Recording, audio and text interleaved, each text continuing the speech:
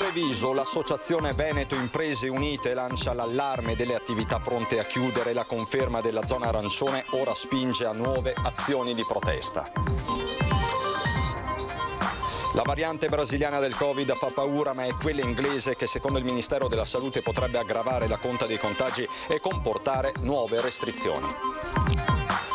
Giornata storica oggi, i primi 1000 tra medici e infermieri dell'ospedale Cafoncello hanno ricevuto la seconda dose di vaccino anti-Covid, completando così il ciclo vaccinale. Lo stop a cui è costretto il mondo della ristorazione si sta ripercuotendo sugli allevamenti di animali da carne e latte. Coldiretti chiede al governo ristori urgenti e sostanziosi. Finto poliziotto denunciato a Santa Lucia di Piave dagli agenti del commissariato di Conegliano, un 53enne si è presentato in un locale con una pistola esibendola davanti al titolare. Il dibattito sul social TikTok dopo la morte di una bambina di 10 anni durante una sfida estrema. Abbiamo parlato con genitori ma soprattutto ragazzi che ammettono sia necessario maggior controllo. Incivili che gettano i rifiuti nel canale, la segnalazione ad Antenna 3 dei residenti del condominio Santa Maria Maggiore in pieno centro a Treviso. Bentrovati, buonasera telespettatrici, telespettatori di Antenna 3. In primo piano inevitabilmente la mappa del contagio, la contabilità del contagio con una frenata che si registra anche oggi nei dati. Siamo a 471 nuovi casi nella giornata di oggi, 997 se guardiamo alle 24 ore. Siamo sotto la quota anche psicologica dei 1000, sono però 50 i decessi in tutto il Veneto nelle ultime 24 ore, diminuisce anche il numero di terapie intensive, 314, continua a diminuire anche quello dei posti in area non critica, 2294. Per la provincia di Treviso siamo a 207 casi nelle 24 ore, 111 nella giornata di oggi, un decesso. Ma se cala la curva del contagio, sale invece la protesta, soprattutto quella di baristi e titolari di locali, soprattutto all'indomani della decisione del CTS e di una settimana ancora in zona arancione. Partiamo da qui. Questa sorpresa di nuovo arrivata alle 7:30 di sera, quindi sempre troppo tardi, come ormai ci ha insegnato il governo a dover subire, ed è un'ennesima mazzata. Una decisione che, visti i dati del Veneto, è arrivata un po' a sorpresa, dice Penzo Aiello, presidente dell'Associazione Veneto Imprese Unite, che evidenzia come questa ulteriore settimana in fascia arancione vada a pesare su una situazione già complessa per molte attività. Questi ultimi 5 giorni abbiamo ricevuto molte richieste da parte degli associati nel aiutarli a gestire il deposito della licenza o la chiusura dell'attività. Ormai molti sono andati allo stremo e si sperava che un ritorno in zona gialla ci permettesse almeno di salvare le aziende che ancora riescono a lottare, ma con un'altra settimana per molti potrebbe essere la fine. Solo nell'ultima settimana abbiamo ricevuto più di 20 aziende sparse in tutto il Veneto. A Treviso già in 4-5 stanno valutando questa cosa. Realtà dietro le quali ci sono famiglie in grosse difficoltà. Abbiamo sempre più associati che stanno anche iniziando a vendere la loro casa per poter avere liquidità da inserire nelle loro aziende. Padri di famiglia che hanno acquistato magari la loro abitazione appunto 10-15 anni fa e si sono trovati negli scorsi mesi a doverla vendere per andare in affitto e avere liquidità per poter pagare magari i conguagli dell'IRPEF, i canoni di locazione. La settimana scorsa Veneto Imprese Unite aveva organizzato un'iniziativa di sensibilizzazione aprendo i locali ai soli dipendenti senza clienti nel rispetto delle misure anticontagio.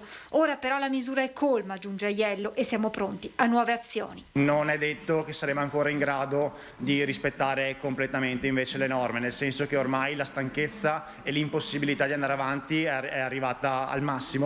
E quindi le prossime azioni su cui stiamo lavorando può essere che creeranno del disagio vero. È il tempo quindi della protesta ma anche della proposta come quella della FIPE, soprattutto per quanto concerne i famigerati ristori. Parla di situazione non più sostenibile e devastante Dagna Sartorato, presidente FIPE Treviso, scattando una fotografia dello stato di salute dei pubblici esercizi, con il 18-20% di questi a rischio chiusura. La permanenza per altri 7 giorni in fascia arancione di certo non aiuta, ma per le attività arriva una prima buona notizia. C'è un primo via libera del servizio mensa. Le prefetture hanno chiarito che c'è una bozza di accordo contrattuale che deve essere sottoscritto, che è disponibile nelle ASCOM di Treviso e dei territori, e una comunicazione al comune presso il cui l'esercizio esercita il servizio mensa. In attesa che il governo licenzi il decreto ristori 5, FIPE a livello nazionale sta avanzando al Ministero una serie di richieste per sostenere i locali in fascia arancione, a partire dalla possibilità di aprire a pranzo. La proposta sarà in discussione lunedì, entro mercoledì invece approderà al tavolo tecnico con i ministri, Comitato Tecnico Scientifico, INAIL e Istituto Superiore di Sanità. Quelli con le metrature più ampie potrebbero avere la possibilità di iniziare a dare servizio solamente nella fascia del pranzo. Per la zona gialla invece l'apertura anche la sera con limitazioni di orario. Altra richiesta riguarda l'abbattimento dei costi fissi sugli affitti, visto che, spiega la Sartorato, le locazioni risultano sproporzionate rispetto al reale valore delle attività sul mercato, scese del 25-30%. FIPE ha chiesto che il contratto di locazione venga per decreto stabilito al ribasso del 30% a vantaggio dei costi fissi delle gestori e a vantaggio della proprietà invece che questo in reddito venga applicata il cedolare secca al 10%. FIPE ha chiesto poi un azzeramento delle commissioni per i pagamenti elettronici fino a 15 euro e ancora che l'indebitamento al quale molte attività sono andate incontro venga diluito in un periodo medio-lungo di 15 anni. A incidere sul colore delle fasce, lo sappiamo, è la curva dell'epidemia che potrebbe però aggravarsi già nei prossimi giorni con una maggiore diffusione anche sul territorio veneto della variante inglese. Ne hanno parlato oggi al Ministero della Salute.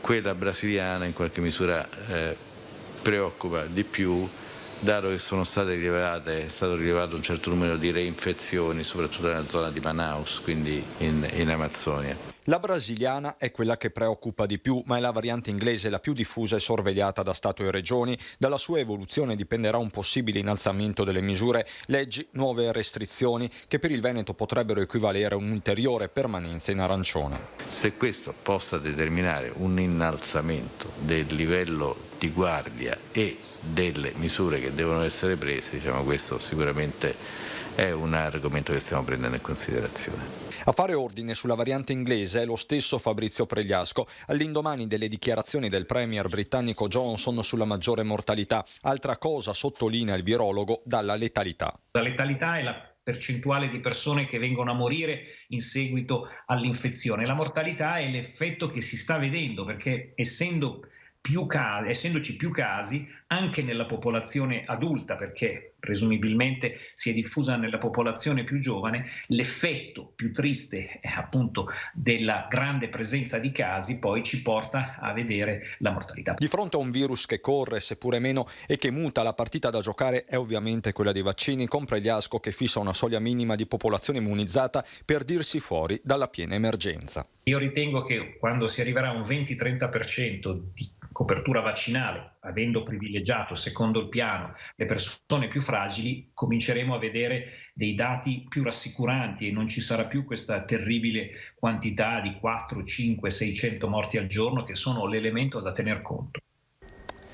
E a proposito di vaccini, quella di oggi è stata una giornata su modo storica per l'ULSS 2 Marca Trevigiana, perché oggi è stata somministrata la seconda dose di vaccino per 1000 operatori. Va bene, adesso aspetta Capucci.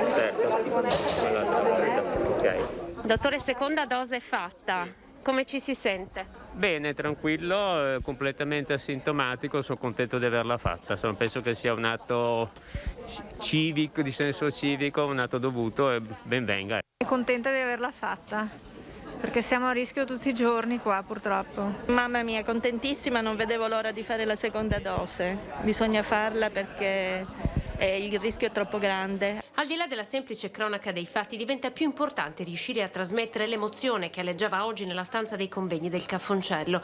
Una specie di euforia collettiva difficile da raccontare, e l'impressione che si percepiva era di avere davanti un esercito di medici che oggi avevano la consapevolezza di aver fatto fino in fondo il loro lavoro.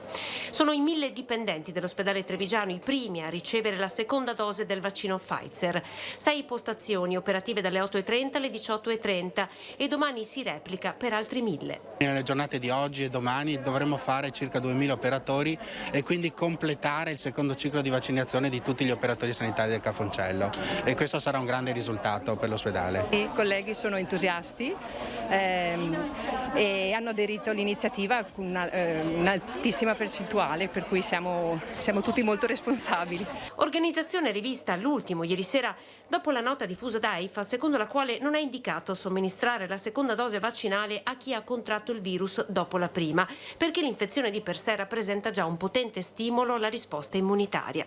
Dopo Treviso la vaccinazione sarà completata anche per tutti gli altri operatori sanitari e medici dell'azienda, con i distretti di Conegliano, Vittorio Veneto, Montebelluna e Oderzo, per un totale di circa 16.000 somministrazioni. Significa finalmente essere protetti. Ovviamente è quello che ci auguriamo tutti, di ritornare liberi il più possibile. Intanto sono arrivate sul tavolo del direttore generale della Sanità Veneta, Luciano Flor, le considerazioni conclusive relative all'ispezione ministeriale avvenuta il 17 dicembre all'ospedale di Montebelluna, con le conseguenti azioni di miglioramento suggerite. Si dà atto che i processi clinico-organizzativi messi in atto all'ospedale risultano ben definiti e implementati con ricadute positive sui livelli assistenziali. Due invece gli elementi di criticità: la mancata formalizzazione da parte della Regione dell'ospedale di Montebelluna come Covid Hospital e di struttura Covid Free per l'ospedale di Castelfranco. In seconda battuta si afferma che non sarebbero ben delineati percorsi di cura integrati con il territorio, e questo nella fase post dimissione dei pazienti Covid. Promossa invece più in generale la governance interna all'ospedale, con personale medico definito competente per la gestione dei pazienti Covid. Per noi adesso c'è un po' di pubblicità dopo.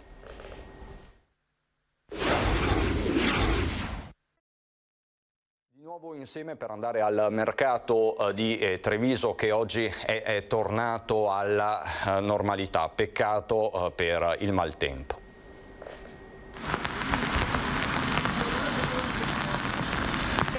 Non è una giornata adatta, magari è piovoso, però ci accontentiamo di oggi. Dai, abbiamo fatto la prima presenza dopo un mese di assenza, siamo disponibili del cliente. Piove tra le bancarelle di Piazzale Burchiellati nel giorno del ritorno al mercato tradizionale, un ritorno mesto ancora carico di incognite, ombrelli aperti sì, ma portafogli chiusi. Purtroppo c'è pochissima gente e chiaramente non conviene, troppo poco, il lavoro è troppo ridotto, ecco. Troppi ammalati, come si sente, di conseguenza bisogna rimanere con molta cautela, ecco. Quelle poche signore che ho servito mi hanno detto che erano uscite per fare delle altre spese e sono rimaste meravigliate del mercato.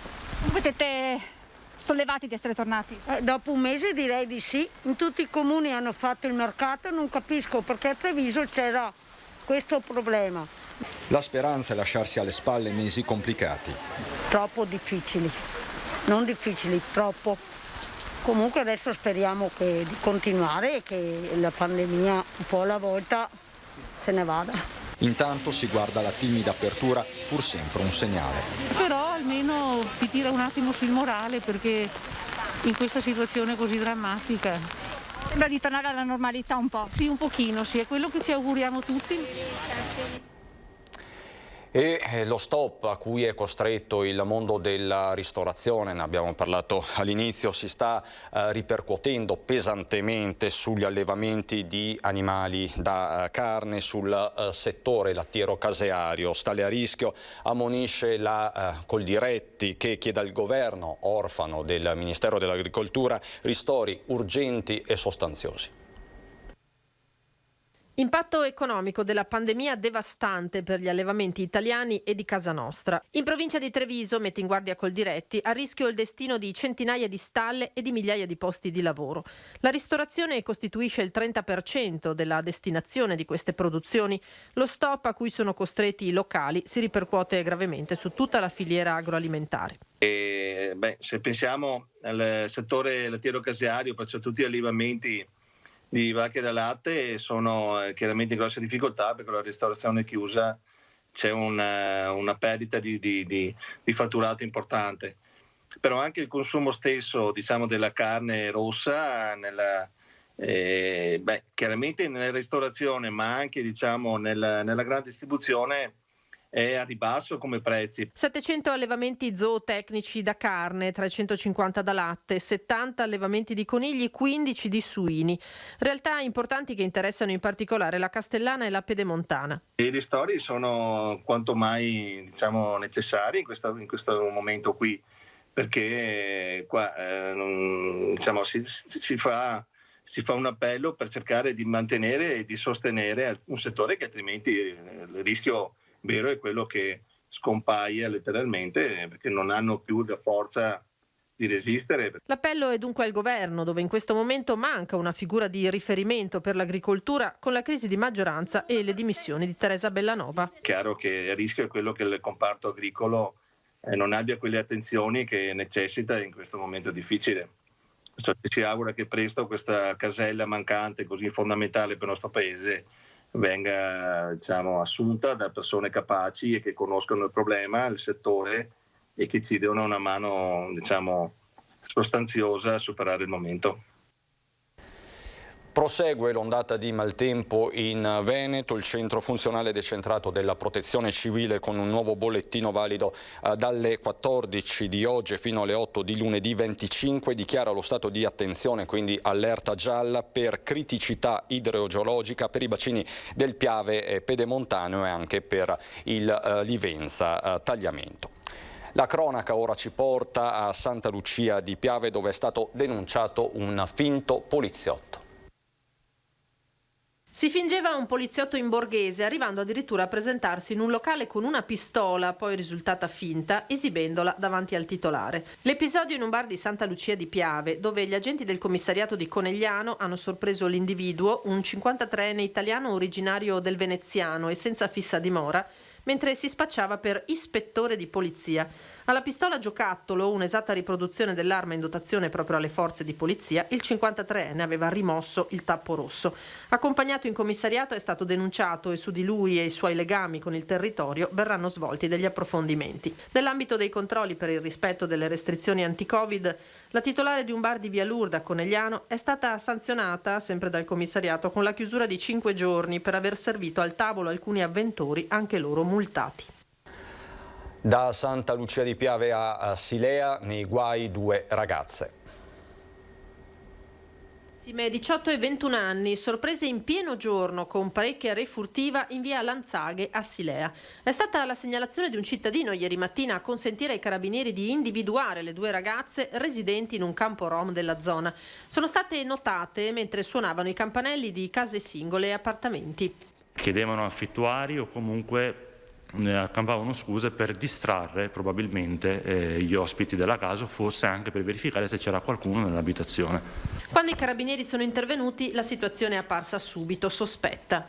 Di lì sono nati i normali controlli di polizia, durante il quale sono stati riscontrati diversi monili e orologi che, data la numerosità e il titolo per il quale le 2 donne le possedevano, che non davano giustificazione in merito, i 2 militari hanno ipotizzato che forse il tutto fosse proveniente di un qualche furto. Da dove provenissero gioielli e orologi è stato subito chiaro. Una 78enne del posto poco prima era stata derubata da qualcuno entrato scassinando la finestra della cucina. La donna riscontrava in buona parte della rifurtiva gli oggetti appartenenti a lei e quindi il tutto è stato restituito al legittimo proprietario e le 2 donne denunciate per ricettazione. I carabinieri non hanno infine mancato di multare le 2 con 400 euro ciascuna per aver violato il divieto di spostamento fra comuni.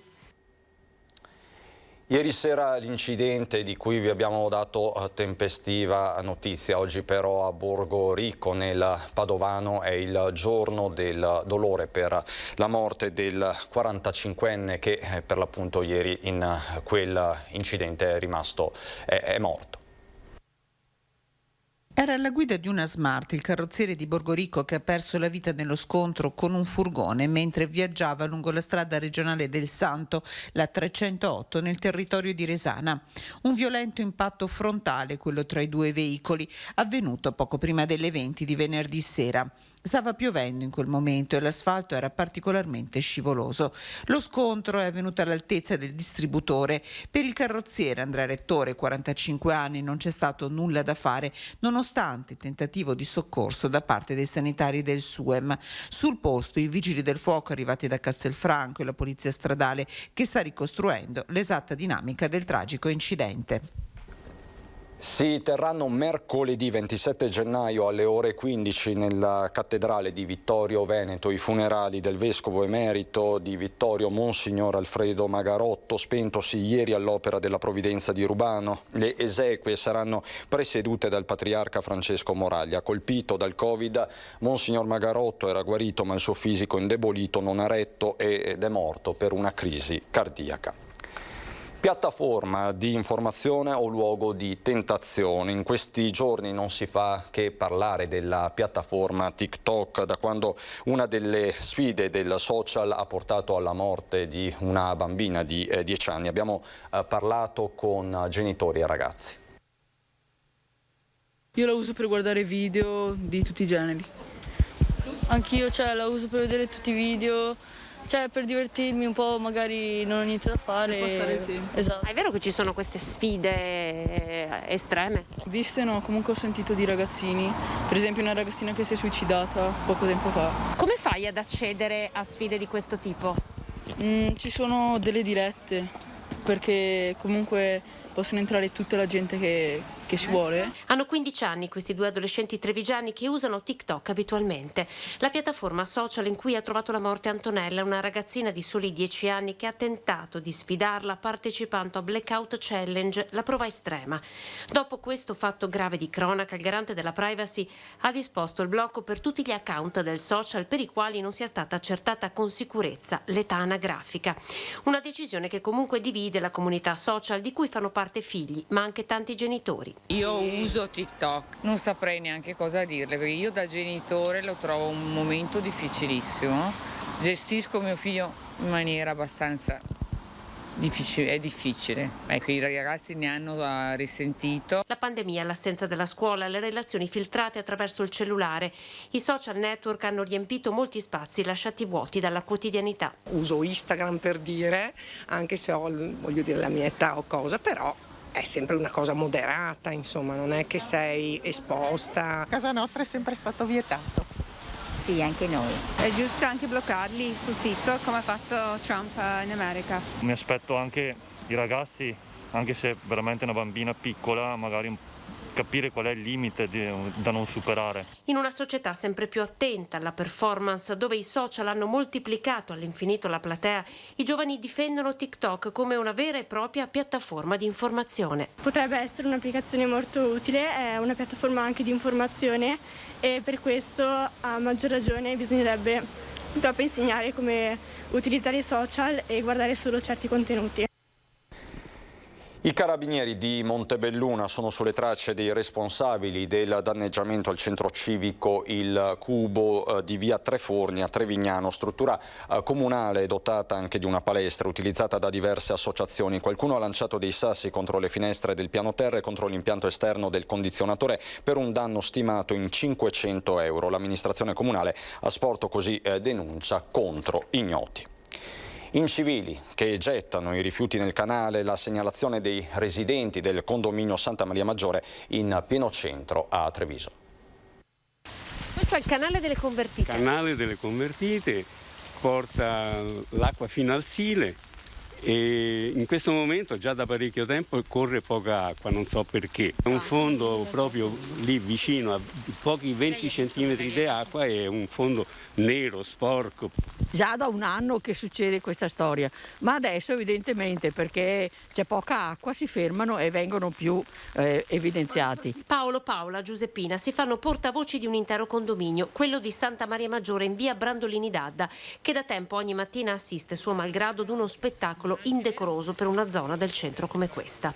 Ci sono almeno 8 sacchetti della spazzatura nel canale e sono qui da diversi giorni. Armati di ombrelli e determinazione ci scortano lungo il canale prima e poi lì accanto davanti all'ex Simonetto, dove sempre ignoti gettano i rifiuti al di là della cancellata abbandonata come lo stesso stabile. Davanti alla strada poi qualcuno ha lasciato perfino una sedia abbandonata probabilmente da mesi, viste le sue condizioni.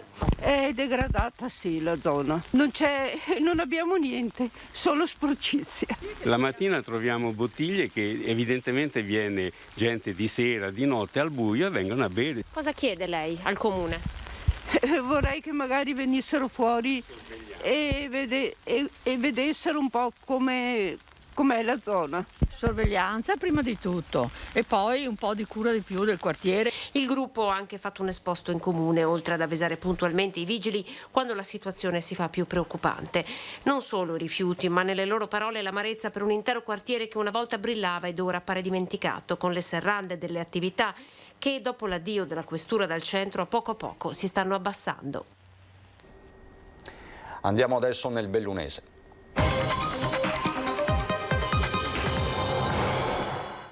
Nel Bellunese, dove la nuova ondata di maltempo che ha colpito l'intera montagna ha causato ancora una volta disagi, chiusi i passi per pericolo valanghe e allagamenti diffusi ancora in Alpago, già colpito dall'alluvione di inizio dicembre. In Val di Zoldo il sindaco richiama ancora una volta alla prudenza e al rispetto dell'ordinanza che vieta il transito ai mezzi pesanti sulla 251. Siamo preoccupati per i tetti, in particolare la parte alta, nel senso che se continuerà a nevicare, poi il cambio di clima magari la neve diventa pesante, quindi sui tetti bisognerà fare un ragionamento sicuramente. La perturbazione è in fase di esaurimento e le precipitazioni sono in attenuazione, ma i disagi restano nel Bellunese, bersagliato ancora una volta da acqua e neve. Il manto ha raggiunto gli 80 cm sopra i 1200-1500 metri di quota e resta alto il pericolo di valanghe. Il rischio valanghe è al massimo livello.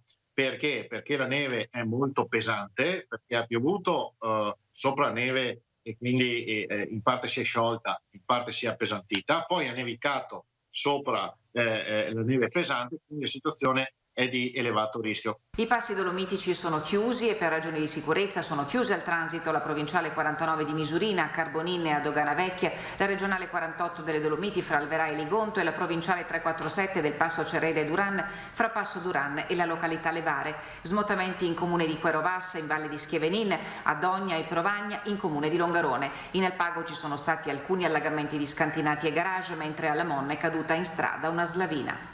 Ogni mese c'è un'emergenza legata anche al maltempo. Ormai ciò che una volta era legato a qualcosa che ricorreva solamente a distanza di qualche anno, oramai ci troviamo appunto un'emergenza ogni mese. L'emergenza della neve, l'emergenza dell'alluvione, l'emergenza della frana, e questo con bilanci dei comuni che sono davvero al collasso e anche con personale molto limitato. Difficile per i comuni far fronte a tali difficoltà. In Val di Zoldo, dopo la riapertura della 251 interrotta per un mese a causa di un'enorme frana, Veneto Strade ha ripristinato il transito che è vietato ai mezzi pesanti. Ciò nonostante le segnalazioni del passaggio dei tir sono diventate pressoché quotidiane. Ieri sera è passato un tir, quindi doppia motrice con carichi superiori alle 40 tonnellate, tenga presente che il limite è 24. Lo abbiamo fermato che era già passato ormai oltre la frana, quindi con eventuali danni non possiamo naturalmente saperlo, ma è meglio non passino certamente. Io non vorrei arrivare a dover mettere una tenda a mezzo canale e mettere in pianta stabile qualcuno a controllare, perché sarebbe paradossale nel 2021.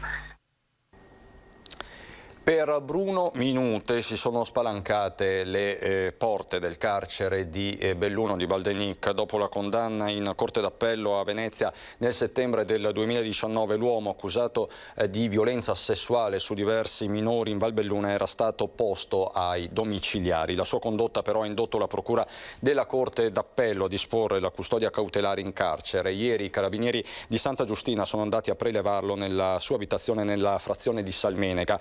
Minute, 28 anni, era stato condannato a 6 anni, 6 mesi e 20 giorni per i reati continuati di sostituzione di persona, violenza privata, violenza sessuale su minori e pedopornografia commessi a Belluno, Sedico e Santa Giustina dal 2015 al 2018. Cambiamo decisamente argomento. Se non è l'amministrazione che lo è di più nel Veneto, è sicuramente una di quelle più a sinistra. Stiamo parlando di Feltre, il cui sindaco Perenzin si avvia al termine del suo secondo mandato. Prima ha vinto e poi ha rivinto, e direttamente al primo turno. Paolo Perenzin a Feltre si avvia a concludere il suo secondo mandato elettorale, ma il gruppo ovviamente resta in campo. La nostra squadra sarà sicuramente in campo, anche se per noi per il momento non è ancora ora di pensare alle prossime elezioni, perché abbiamo davanti un anno che sarà un anno assolutamente denso, impegnativo, nel quale porteremo certamente a compimento molti dei progetti a cui abbiamo iniziato a lavorare dal 2012, per cui ci penseremo a tempo debito. Tante le cose fatte, raccontate anche nella conferenza stampa di fine anno, ma tante quelle che si sa già andranno fatte. Assolutamente sì, lasceremo questi 2 mandati anche con un buon carnet di progetti che sarà necessariamente portato avanti dalla successiva amministrazione, e questo è il motivo per cui noi cercheremo di presentarci il più forti possibili. 2 mandati, la politica nel sangue, ma anche tanta voglia di tornare dai suoi ragazzi e ricominciare a fare l'insegnante, un sindaco che lascia, ma sempre con il sorriso. Come sensazione personale diciamo che se c'è una nuova squadra deve essere nuova. E quindi Perenzin... Basta, dai. Da Belluno e Treviso è davvero tutto, non ci sono aggiornamenti dell'ultima ora, non ci resta che guardare insieme alle previsioni del tempo. Grazie davvero per l'attenzione e buon proseguimento di serata.